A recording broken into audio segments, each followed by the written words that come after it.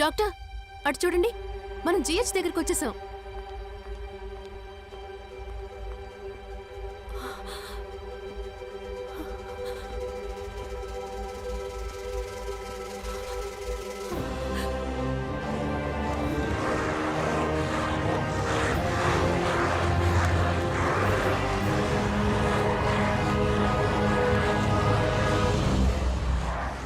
అరే ఇక్కడే హాస్పిటల్ ఉంది.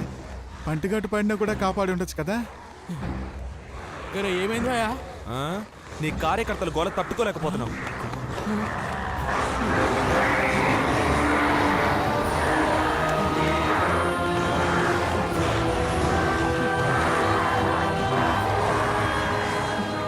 చాలా మంది చెప్పిండ్రు కేసు అయినా కూడా పర్వాలే. ఏందమ్మా